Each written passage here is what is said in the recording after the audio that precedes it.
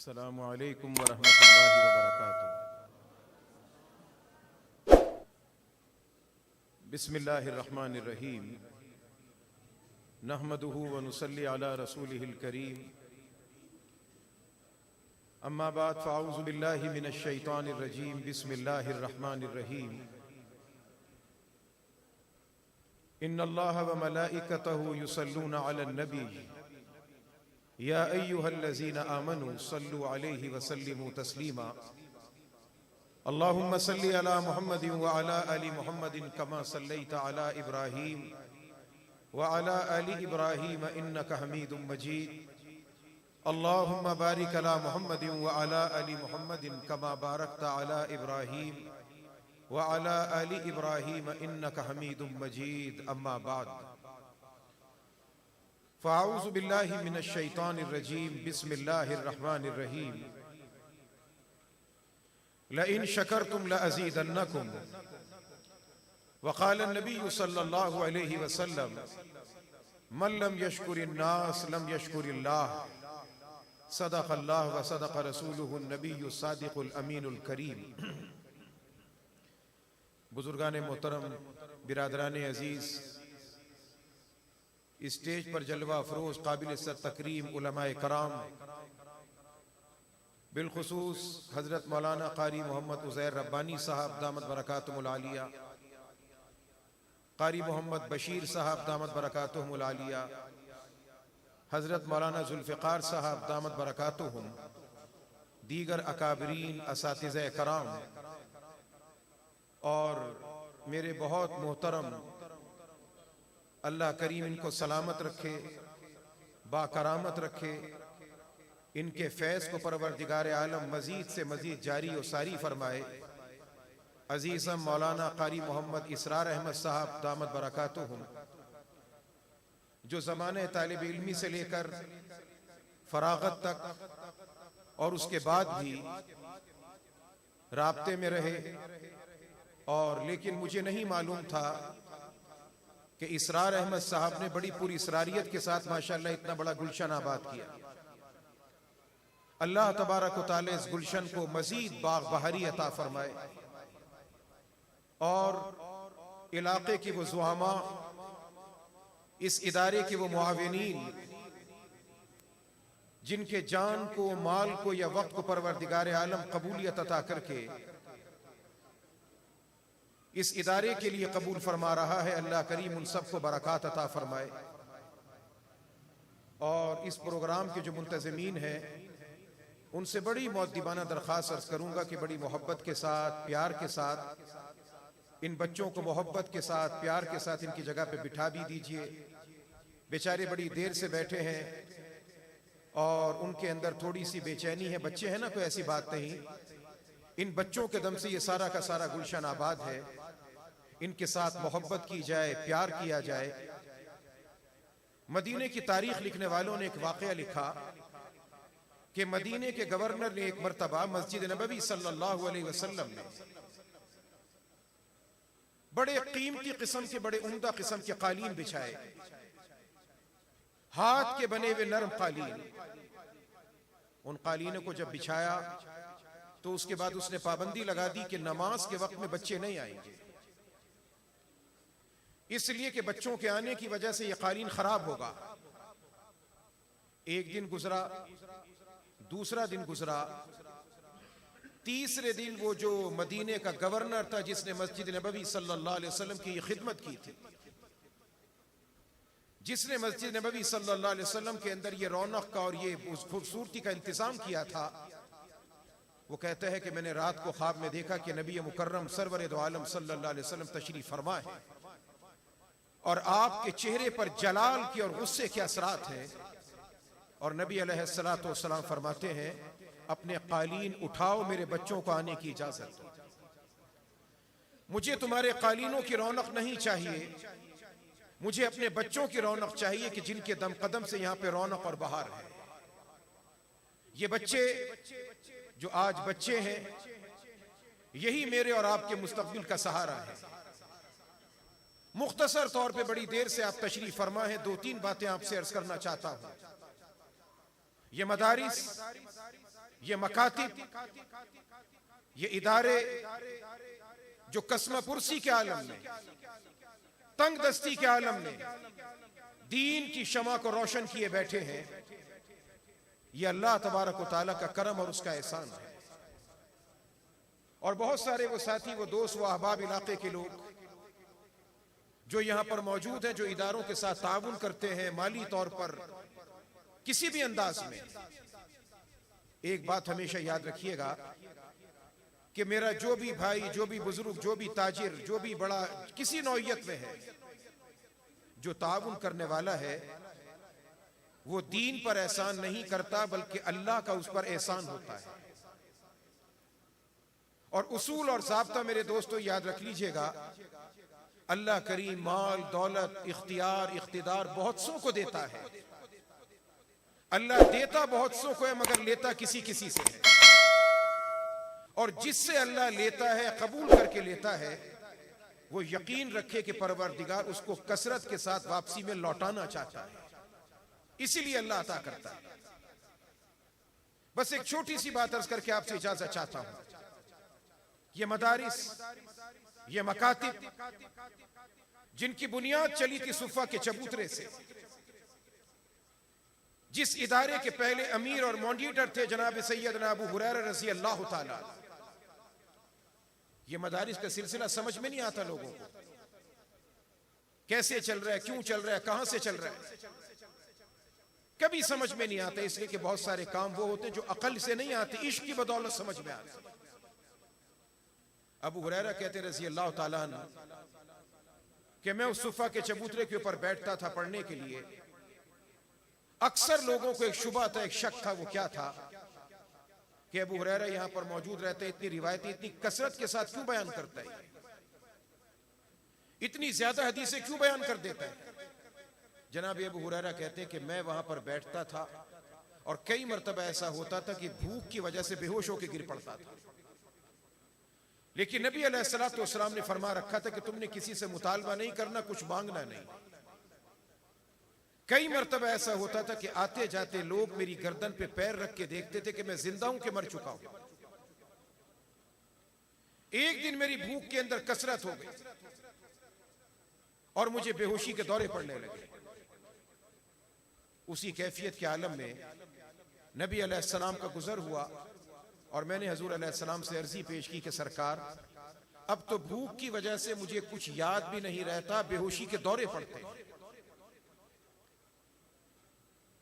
आपने देखा ना कि उलमा के पास, मौलवियों के पास रुमाल होता है।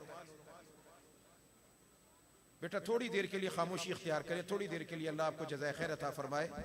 बिल्कुल मुख्तसर से वक्त के लिए आप लोगों को बस आपको थोड़ी ज़हमतें और देनी है। बड़े भी छोटे भी थोड़ी देर के लिए संजीदगी के साथ, खामोशी के साथ, इंशाअल्लाह इसके बाद आपको इनाम मिलेगा। और इनाम के बाद पूरी इतनी देर से जो आप बैठे थे, अद्दुआ मुखुल इबादा, दुआ ये इबादत का मगज़, निचोड़ और खुलासा हुआ करती है। शाबान का महीना है, रमजान का बाबरकत महीना आने वाला है। हम जितने अदब के साथ, जितने एहतराम के साथ इस मजलिस के अंदर शिरकत करेंगे, अल्लाह करीम की बारगाह से उतनी ज्यादा रहमतों के मामलात होंगे। जनाब अबू हुरैरा कहते रज़ी अल्लाह ताला अन्हु कि मैंने नबी अलैहिस्सलाम से अर्ज किया कि सरकार, भूख की वजह से हाफजा कमजोर हुआ। नबी अलैहिस्सलाम ने फरमाया कि तुम्हारे पास कोई चादर या कपड़ा, रुमाल है? अबू हुरैरा कहते हैं जी। अबू हुरैरा कहते हैं मैंने वो रुमाल हजूर की बारगाह के सामने फैला दिया। उसके बाद नबी अलैहिस्सलातु वस्सलाम ने ऐसे दोनों हाथों को किया जैसे पानी उठाया जाता है किसी दरिया में से, और दोनों हाथों को ऐसे करके नबी अलैहिस्सलाम ने क़ल्बे अतर की तरफ इशारा किया और दिल की तरफ इशारा करके 1, 2 और 3 मरतबा कोई चीज डाली। उसके बाद कहा कि अबू हुरैरा तुम्हारे पास कोई थैली है? कहते मैंने जेब में हाथ डाला तो एक बालिश के बराबर एक थैली थी। नबी अलैहिस्सलाम ने उस थैली को खजूरों से भरा और फरमाया कि इसको कभी खाली ना होने देना। मैंने वो रुमाल लपेटा और लपेट कर सीने से लगाया, सर से लगाया। अबू हुरैरा कहते हैं खुदा की कसम उसका असर ये था हजूर की रूहानी बरकत का कि हदीसें तो बड़ी दूर की बात, अब मैं ये भी तुमको बता सकता हूं कि नबी अलैहिस्सलातु वस्सलाम ने जब ये हदीस इरशाद फरमाई थी तो महीना कौन सा था, दिन कौन सा था और सरकार ने कपड़े कौन से पहन रखे थे। ये उसका असर था। और वो खजूरों की थैली जो हुजूर ने अपने हाथ से भरी थी, अगर मैं गिनूं और शुमार करूं तो 32 मन से ज्यादा खजूरें मैंने खाई भी थी और खिलाई भी थी, मगर अल्लाह ने वो थैली कभी खाली ना होने दी। ये हुजूर की नज़्र करम की बरकत थी। ये इदारे, ये मदारिस, ये मराकिस, हर आने वाली हुकूमत ये चाहती है कि इसको खत्म कर दिया जाए, रोक दिया जाए, मिटा दिया जाए। अब माशाअल्लाह उलमाए कराम बैठे हैं, आपके सामने कुछ अर्ज करना तो ऐसे जैसे सूरज को चराग दिखाना। कुरान करीम में सबसे ज्यादा जिस वाक़े को अल्लाह ने जिक्र किया वो जनाब मूसा अलैहिस्सलाम का वाक़या है। मुशाहिदा कुछ और कहता है, अल्लाह की हिकमत और अल्लाह की कुदरत कुछ और कहती है। अल्लाह ने जनाब मूसा अलैहिस्सलाम को पैदा किया, जमाना कौन सा था? फिरौन का। जनाब मूसा की कौम के बच्चों को कत्ल किया जा रहा था, उस जमाने में खुदा ने मूसा को पैदा किया। मुशाहिदा कहता था कि मूसा बचेंगे नहीं, मगर परवरदिगार आलम ने उसी दौर के अंदर मूसा को पलवाया। मुशाहिदा कहता था कि फिरौन के दरबार में जो जाता है कत्ल हो जाता है, मगर खुदा की कुदरत थी कि परवरदिगार ने फिरौन की गोद में मूसा की परवरिश करवाई। मुशाहिदा कहता था कि मूसा बचेंगे नहीं, मगर खुदा की कुदरत है कि परवरदिगार आलम ने उसी मूसा को फिरौन के तख्त के काटने का जरिया बनाया। मुशाहिदा कहता था कि आगे समंदर है, समंदर में डूब जाते हैं, ये मुशाहिदा था। और खुदा की कुदरत थी कि परवरदिगार समंदर के अंदर रास्ता बना के मूसा को पार लगा देता है, फिरौन को डुबो के बर्बाद कर देता है। मुशाहिदा कुछ कहता है, कुदरत कुछ कहती है। मुशाहिदा कहता है, नजर कहती है कि मदारिस खत्म, मदारिस का सिलसिला बर्बाद, ये नहीं बचने वाले, ये मुशाहिदा कहता है। मगर परवरदिगार आलम की कुदरत और ताकत ये कहती है कि मेरे नबी की दुआ थी, रब्बी जिदनी इल्मा, अल्लाह मेरे इल्म में इजाफा कर दे, मैं अपने नबी की दुआ की हिफाजत करूंगा और जो जो चीज मेरे नबी की दुआ के साथ जुड़ती जाएगी मैं उसकी भी हिफाजत करता चला जाऊंगा। मदरसा भी बाकी रहेगा, मुल्ला भी बाकी रहेगा, दीन भी बाकी रहेगा, अजान भी बाकी रहेगी, नमाज भी बाकी रहेगी। ये मस्जिद, ये मदरसा क्या कर रहे हैं? एक नहीं बेशुमार ये इतने असातीन यहां बैठे हैं, गलियों के अंदर, चौराहों के अंदर, जहां पे आम तौर पे लोग जाना पसंद नहीं करते, ये कौम की बेटियों को पढ़ाकर उनको आयशा और खतीजा का जानशीन बना रहे हैं, उन्हें फातिमा और ज़ैनब की विरासत अता कर रहे हैं। ये वो दौर, ये वो मुआशरा मेरे दोस्तों कि जिसमें इंसानियत ने सर नीचे झुका लिया, अखलाक मातम करके रह गया। जब 5 दिन पहले हमने देखा कि एक सगा बाप 5 दिन की बच्ची के जिस्म पे गोलियों की बरसात कर देता है कि मुझे बेटी नहीं चाहिए, मुझे बेटी नहीं चाहिए। बाप और बेटी से बढ़ के मोहब्बत का रिश्ता है किसी का? और माशाअल्लाह सब के सब साहिब औलाद बैठे हैं। आप जानते हैं कि बेटों को भी खुदा सलामत रखे, मगर बेटियों के साथ जो बाप की मोहब्बत होती है वो किसी और को नहीं होती। इसलिए कि बाप को भी पता है कि इसने चले जाना है और बेटी को भी पता है कि एक दिन मैंने चले जाना है, रुखसत हो जाना है। वो बेचारी कभी रुखसत होकर जब जाती है, कभी प्यास काट रही है, बच्चा समझता है, घर के अफराद समझते हैं कि प्यास की वजह से आंसू बह रहे हैं, नहीं, उसे कभी बाप की मोहब्बत याद आती है, कभी मां की शफकत याद आती है। ये मदरसे, ये दीन के बरकस। नबी अलैहिस्सलाम की बारगाह में एक शख्स आता है, आके अर्ज करता है कि अल्लाह के नबी सल्लल्लाहु अलैहि वसल्लम, क्या मुझे अल्लाह माफ करेगा? क्या मुझको माफी मिलेगी? क्या मुझे परवरदिगार माफी देगा? नबी अलैहिस्सलाम ने पूछा, आखिर क्या बात है, तुम ऐसा क्यों कहते हो? कहने लगा, नहीं, मैं जानता हूं कि अल्लाह मुझे माफ नहीं करेगा, मैं जानता हूं अल्लाह मुझे माफ नहीं करेगा। यार तुम क्यों कहते हो ये बात, किस लिए ये बात कहते हो? कहने लगा कि अल्लाह के रसूल सल्लल्लाहु अलैहि वसल्लम, मैं उस बदकिस्मत गिरोह से ताल्लुक रखता था कि जो जाहिलियत के दौर में बच्चियों को जिंदा दफन कर दिया करते थे। मैं ताजिर था, मैं जब घर से गया मेरी अहलिया उम्मीद से थी, मुझे आते आते काफी देर हो गई, इसी असना में मेरी बीवी के घर एक बच्ची पैदा हुई। जब मैं घर लौट के वापस आया, उसने उस बच्ची को कहीं छुपा दिया पड़ोस के अंदर। आहिस्ता आहिस्ता थोड़ी थोड़ी देर के बाद, 2 दिन के बाद, 5 दिन के बाद, 10 दिन के बाद वो बच्ची घर में आती। मैंने पूछा किसकी है? कहने लगी किसी पड़ोसी की बच्ची है, बस ऐसी खेलने आई थी। ऐ अल्लाह के नबी, मुझे कशिश महसूस होने लगी। मैं आहिस्ता आहिस्ता उस बच्ची की तरफ खींचने लगा, उससे मोहब्बत करने लगा। मैंने कहा ये मुझे क्या हो रहा है? उसने कहा पड़ोसियों की बच्ची है। अल्लाह के नबी, साल गुजरा, 1.5 साल गुजरा, उसके बाद उसने मुझे बताया कि ये बच्ची आपकी बच्ची है। ऐ अल्लाह के नबी, मुझे मोहब्बत भी थी, प्यार भी था, मगर अंदर ही अंदर में जलता रहा, कुड़ता रहा कि ये मेरी बच्ची है, कल को बड़ी होगी, कोई मेरा दामाद बनेगा, मेरी तो नाक कट जाएगी। मैं मोहब्बत भी करता रहा, प्यार भी करता रहा, मगर साथ साथ ये फिक्र करता रहा कि इससे जान कैसे छुड़ाऊंगा। मैंने उससे अल्लाह के नबी झूठी मोहब्बत का ड्रामा रचाया, झूठ मूठ मोहब्बत करने लगा। उसकी मां को भी यकीन हो गया कि बाप मोहब्बत कर रहा है। मैंने एक दिन कहा कि मैं लेकर चलता हूं इसको सैर करवाने के लिए, फिराऊंगा, घुमाऊंगा। मां भी मुतमईन हो गई। मैंने अपनी ऊंटनी के ऊपर एक हथौड़ा रखा, एक कुदाल, एक कावड़ा रखा और लेकर चला। अल्लाह के नबी में लेकर चला, एक जंगल में पहुंचा, रेगिस्तान में गया। बच्ची समझी कि शायद मेरा बाप मेरे साथ आज मोहब्बत का कोई खेल कर रहा है। मैं जमीन खोदता रहा, मैं गड़ा खोद रहा था। गर्मी का मौसम था, दोपहर का वक्त था। अल्लाह के नबी, वो मेरी बच्ची आगे बढ़ी, अपने छोटे छोटे हाथों से, अपने नन्हे मुन्ने हाथों से, अपने छोटे से दुपट्टे से मेरे माथे से पसीने को साफ करने लगी, मगर मुझे तरस नहीं आया। अल्लाह के नबी, मैं फिर भी गड़ा खोदता रहा, और गड़ा खोदते खोदते अल्लाह के नबी, वो मट्टी उड़ के मेरे बालों पर, सर पे आ रही थी। गर्मी थी।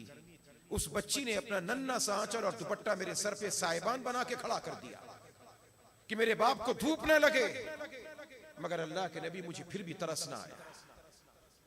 अल्लाह के रसूल, मुझ पर शैतान सवार था।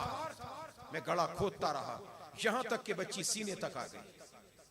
मैंने सोचा कि मैं और गड़ा खोदूंगा, यहां तक जाएगी, क्या करूं? मैंने गड़ा खोद के बच्ची को नीचे उतारा। उसने मुस्कुरा के मुझे देखा। वो शायद ये समझी कि मेरा बाप मुझसे मोहब्बत कर रहा है। ऐ अल्लाह के नबी सल्लल्लाहु अलैहि वसल्लम, उसके बाद मैंने दाएं देखा, बाएं देखा। मैंने कहा कि गड़ा और कैसे खोदूंगा? एक बड़ा सारा पत्थर मुझे नजर आया। मैंने पत्थर पकड़ा और पत्थर पकड़ के अपने बच्ची के सर पे जोर से देके मारा। उसकी चीख निकली, उसके खून का फवारा निकल के मेरे चेहरे पर गिरा, और जाते जाते उसने एक जुमला कहा, अब्बा मेरा कसूर क्या है? वो ये बातें कर रहा था, और कायनात का इमाम, आयशा का शौहर, फातिमा के अब्बा जान, इस कायनात के मजलूमों के, बेकसों के सर के सहारे, इस कायनात की औरत की इज्जत को, वकार को ऊंचा 4 चांद लगाने वाले रसूल अकरम सल्लल्लाहु अलैहि वसल्लम फरमाते थे, बस कर जा, बस कर जा, अब मुझ में सुनने की ताब नहीं है। अब जो देखा, कायनात के इमाम सल्लल्लाहु अलैहि वसल्लम तशरीफ फरमा है, और आपकी आंखों से आंसुओं की झड़ियां जमीन पे गिर रही, और फरमाया, सुनो, जिसे खुदा ने बेटी अता फरमाई, उसने उसकी अच्छी तरबियत की, वक्त आने पर निकाह किया, उसके हक अदा कर दिए, वो और मैं हश्र के मैदान में इतने करीब होंगे जैसे उंगली दूसरी उंगली के करीब हुआ करती है। ये इज्जत व वकार अता करके गए रसूल अकरम सल्लल्लाहु अलैहि वसल्लम, और इसी इज्जत व वकार का ताज इन मकातिब व मदारिस के अंदर सिखाया और बताया जाता है। बड़ी माजरत के साथ, आज के दौर का school, college, university, institute, academy, इसने मेरे बच्चों को खुदा की कसम नशई बना दिया है, मनशियात का आदी बना दिया है, गुनाहों का खूकर बना दिया है, गुनाहों पर चलने के लिए उनके रास्तों को आसान कर दिया है। वो मार्गरेट की, वो किसी और की जानशीन तो बन रही है, वो आयशा और फातिमा की, ज़ैनब और रुक़ैया की जानशीन नहीं बन रही। इसलिए ये मदारिस, ये मकातिब, ये दीन के साथ वाबस्ता जो इदारे, खुदा की कसम, ये हमारे रूहानी ऑक्सीजन है। इस कौम के अंदर डूबती हुई, मरती हुई कौम के लिए वेंटिलेटर का काम अंजाम दे रहे हैं। इसलिए और कुछ नहीं कर सकते तो कम से कम इनसे मोहब्बत जरूर करना, इनसे नफरत ना करना, इनसे नफरत ना करना। इनसे प्यार करना, ये हिफ्ज करने वाले बच्चे। मुझे बताएं तो सही, बड़े बड़े इदारों के अंदर आप चले जाए, अभी कारी साहब ने बताया, एक बच्चा खुदा की कसम सुबह से शाम तक जिसकी जबान अरबी नहीं, जिसकी जबान उर्दू नहीं, पंजाबी नहीं, वो बच्चा सुबह से लेकर शाम तक जबानी कुरान सुना रहे। और क्या चाहिए आपको? ये बेचारे असातिज़ा कराम, खुदा की कसम, आज आप जाएं माल रोड पर जाएं, आप सेक्रेटेरिएट के चौक पर जाएं, हड़ताल, ट्रैफिक बंद, क्यों? अंधों की हड़ताल, लंगड़ों की हड़ताल, टीचरों की हड़ताल, नर्सों की हड़ताल, यंग डॉक्टर की हड़ताल, ओल्ड डॉक्टर की हड़ताल, क्यों? तनख्वाह बढ़ाओ, तनख्वाह बढ़ाओ। मुझे बताएं, आप बुजुर्ग भी बैठे, जवान भी बैठे, कभी आज तक देखा कि मौज़िन की हड़ताल, इमाम ने धरना दिया हो कि आज मस्जिद में ताला लगेगा, न अजान होगी, न नमाज होगी? तनख्वाह बढ़ाओगे तो होगी। खुदा की कसम, बरसती बारिश के अंदर भी फजर की अजान वक्त पर होती है, जून की दोपहर के अंदर भी जोर की अजान वक्त पर होती है। ये रूखी सूखी खाकर, ये मेरे और आपके घरों की ज़कात और खैरात पे पलकर, मेरे और आपके तानो तशनी को बर्दाश्त करके नबी अलैहिस्सलातु वस्सलाम की गुलामी के अंदर खड़ा है। अल्लाह की कसम, अल्लाह की कसम, अगर ताउन नहीं कर सकते, कम से कम मोहब्बत जरूर करना, जरूर मोहब्बत करना, नफरत ना करना। हकीमुल उम्मत हजरत थानवी रहमतुल्लाहि ताला अलैह फरमाते हैं, और मैंने इन गुनाहगार आंखों से देखा है, इन गुनाहगार आंखों से देखा है, एक को नहीं देखा, 5 अफराद को देखा है। 4 अनारकली के थे, एक शादबाग का था, 5 अफराद को देखा है। हकीमुल उम्मत हजरत थानवी रहमतुल्लाहि ताला अलैह फरमाते कि जो शख्स अपने होशो हवास में, अपनी ताकत में उलमा को, मौलवियों को गालियां बकता है, तौहीन करता है, आखिरी वक्त में बिस्तर पर पेशाब और पखाना करता है, और ऐन मुमकिन है कि अगर तौबा ना करे तो परवरदिगार खात्मा ईमान पे नहीं, ईमान के बगैर फरमा दिया करता है। मेरे अजीजों और दोस्तों, सुबह का वक्त होता है, भी सर्दी गुजरी है, सुबह हमारे घर से बच्चा निकलता है, माँ कहती है बेटा आज ना स्कूल जाना, टीचर को फोन किया, नहीं बहुत सर्दी है, आज मेरा बच्चा स्कूल नहीं आएगा, मेरी बच्ची स्कूल नहीं आएगी, सर्दी बहुत है। बेटा क्या नाश्ता करोगे? आपको स्लाइस तल के दूं, ऑमलेट खाएंगे आप? बेटा सो जाओ, बहुत सर्दी है, बाहर ना निकलना। कभी देखा, सोचा आपने कि उस मौसम में जब अपने बच्चों के लिए हम अंडा तल के, ऑमलेट बनाकर, स्लाइस तल के दे रहे होते हैं, ये खुदा की कसम बच्चे कि जब गीजर भी नहीं चलता, पानी गर्म भी नहीं होता, ये ठंडे पानी से कपकपा कर वुजू करके फजर की नमाज जमात से पढ़कर खड़े होते। कभी सोचा हमने? अस्सलातु खैरुम मिनन नौम, उठो, नमाज नींद से बेहतर है।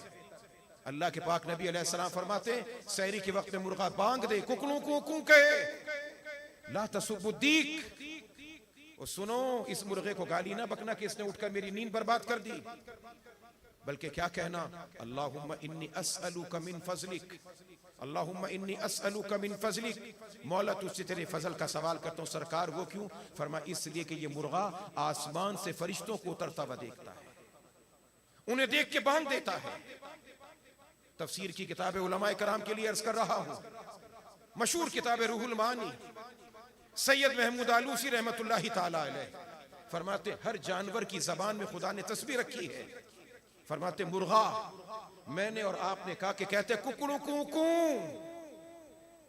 ये बांग लगाता है, हम कहते हैं मुर्गा की नस्ल का है, ये असील है, ये शामू है, ये फलाना है, इतने हजार का, इतने लाख का।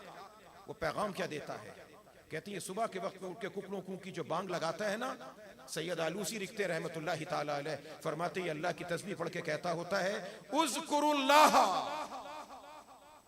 उज़्कुरुल्लाह अय्युहल गाफिलून, उज़्कुरुल्लाह अय्युहल गाफिलून, अरे गफलत में सोने वालों उठो, अपने अल्लाह को याद करो।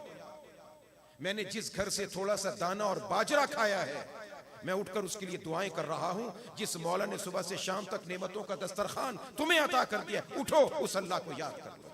मेरे अजीजों, मेरे दोस्तों, मेरे बुजुर्गों और मेरे भाइयों, ये मदारिस, ये मकातिब, ये कस्मा पुरसी के आलम के अंदर, ये तंगदस्ती के आलम के अंदर जो दीन के साथ लगे हैं, अल्लाह ताला इनको तरक्कियात अता फरमाए, ताउन करने वालों को अल्लाह बरकतें अता फरमाए। और हमारे अजीज़ अल्लाह करीम सलामत रखे मौलाना इसरार अहमद साहब और इस इदारे के जितने असातिज़े कराम हैं, अल्लाह करीम इन सबको बरकतें अता फरमाए। और मैं कारी साहब से अर्ज़ करूँगा, मदरसे की इंतज़ामिया से दरख्वास्त करूँगा कि जिस मौके पर आप ये इनामात देते हैं ना तुलबा को, तो मेरी दरख्वास्त होगी और अल्लाह आपको सलामत रखे, मज़ीद इज़्ज़तों से सरफराज फरमाए। लेकिन बहरहाल कुछ अरसे माशाअल्लाह आप हमसे पढ़ते रहे।